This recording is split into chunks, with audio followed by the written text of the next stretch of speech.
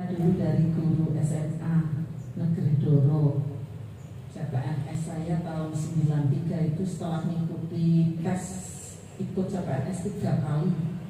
Karena itu selamat kepada teman-teman CPNS yang tahun ini bisa lolos, itu luar biasa persaingan sekarang karena tesnya sangat transparan, terbuka, bisa live streaming diikuti.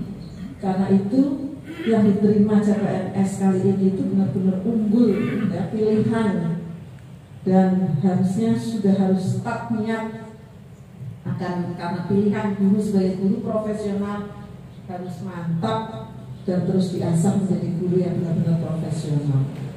Nah, dulu saya karena di SMA UGB waktu itu baru jadi S1 pertama, teman lainnya diploma 3.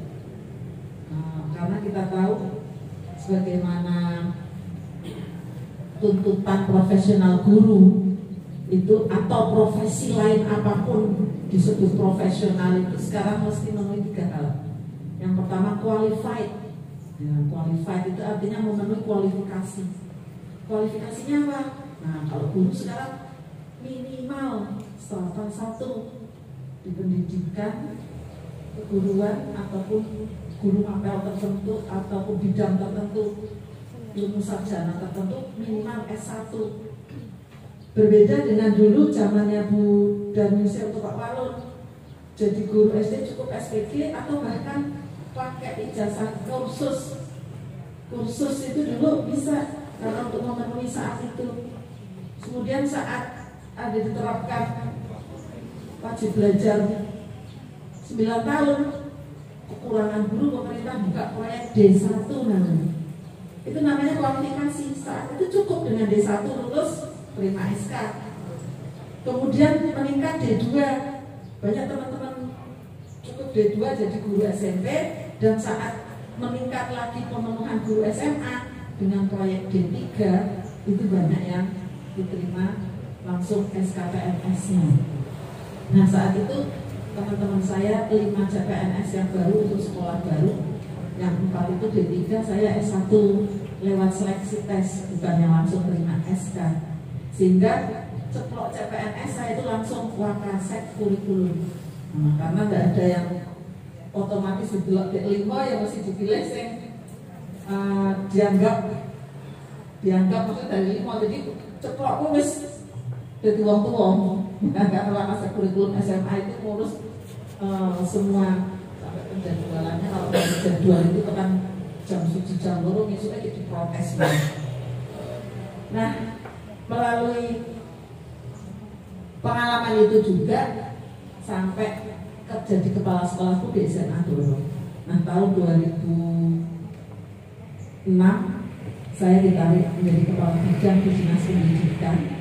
Waktu itu beberapa kabit itu dari kepala SMA dan juga dari kepala SMP. Nah, dari kabit Dikjar, pengalaman yang sangat terkesan itu adalah karena adanya program JICA waktu itu, sehingga saya mendapat kesempatan ikut short course ke Jepang selama 3 minggu. Karena punya paspor biru hasil short course di Jepang, pernah juga punya pengalaman diajak teman ke Beijing dalam rangka undangan pemerintah RRC. Itu sedikit pengalaman saya. Oh ya, kemudian dari Kabid Dikjar pernah jadi Kabid PPTK, sehingga banyak ketemu seangkatannya Pak Karmidi itu saat jadi Kabid PPTK dengan program bermutu ya Pak. Nah, termasuk saat itu saya meluncing jurnal ilmiah tingkat kabupaten. Tadi itu begitu tahun 2011 saya dipindah jadi Kabid BPPA, 2013 sekretaris badan, 2018 kemarin ikut seleksi eselon 2, 17 damping bupati, nah 18 ikut lagi yang lowong staf ahli bupati. Itu sekedar perkenalan. Saya asli Pekalongan, saya lahir di Keranji, Tonggone Pak Bupati. Dari SD ke Demuni 1, dulu pendidikannya SMP Negeri 1 Pekalongan, SMA 1 Pekalongan, terus ikut Negeri Semarang. Nah, S2 saya tidak linear karena saya ambil S2 begitu jadi kabit. Ambilnya yang mendukung tugas karena di pemerintahan perlu tahu juga keuangan dan juga manajemen lainnya. Saya ambil ekonomi manajemen di Unsur. Itu sudah perkenalan. Oh ya, kalau sekarang tinggal saya di Desa Jreben Kembang Karangdadap. Saya punya 3 anak. Yang pertama ini sedang menempuh dokter spesialis mata. Insya Allah tahun ini lulus. Yang kedua dokter umum dan dengan suaminya alhamdulillah keterima CPNS tahun ini juga. Yang satu di RSUD Kajen, yang satunya di Puskesmas Karangdadap. Yang ketiga lulusan Akmil 2016 jadi TNI Angkatan Darat, sekarang tugasnya di POM Angkatan Darat, Polisi Militer Angkatan Darat. Baru saja bertugas di Amerika pendidikan 1,5 tahun, sekarang dikirim ke Lebanon 1 tahun. Baru dapat 1 bulan ini. Itu sedikit perkenalannya.